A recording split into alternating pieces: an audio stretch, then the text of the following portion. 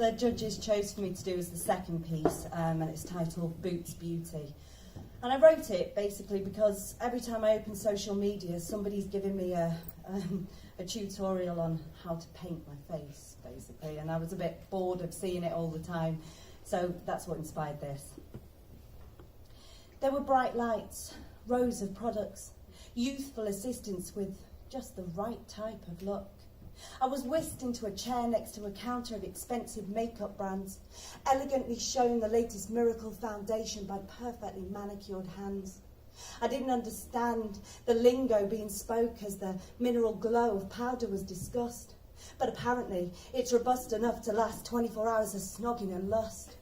She lathered me with something to hide my blemishes or any trace in my life that went before that session, contoured away my sleepless nights and bouts of terrible depression. She painted my face with greens and purples to even out my colour, spread my lips with a stinging stuff to make them Leslie Ash fuller. She troweled it on until I looked like Picasso's portrait of Dora Maar, and I couldn't see very far with eyelashes glued on with actual frigging glue. I was 10 layers thicker than before I walked in that store, but she kept slapping it on because apparently a face like this needs more.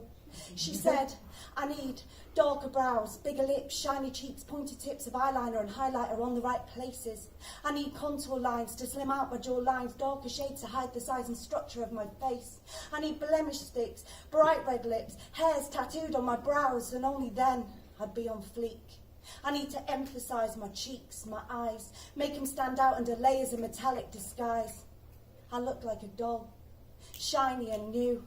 Wrinkles, spots, freckles, scars gone, instead wide-eyed, pouty, seductive and renewed. But I wanted my face nude again. I wanted to see beneath the layers of disguise. I wanted to be able to actually see through my falsely clad eyes. And those layers, they made me look 10 years younger, childless and rested. And I don't like telling lies, but I like my face.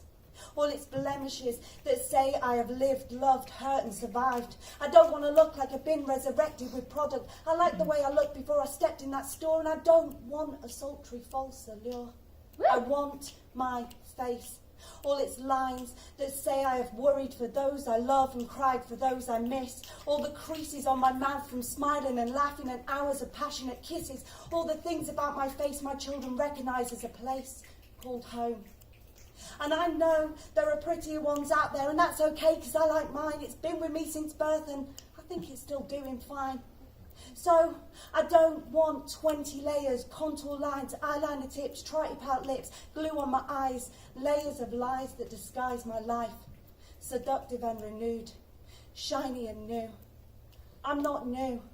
I've lived a life, and so is my face. So I don't want to join the race of the nation to find permanent youth, a saturation of off-the-shelf masking and self-bashing. I'm all right with saying I like my face. And we need to be teaching our little girls the same, that there is no shame in saying I like my face. Woo!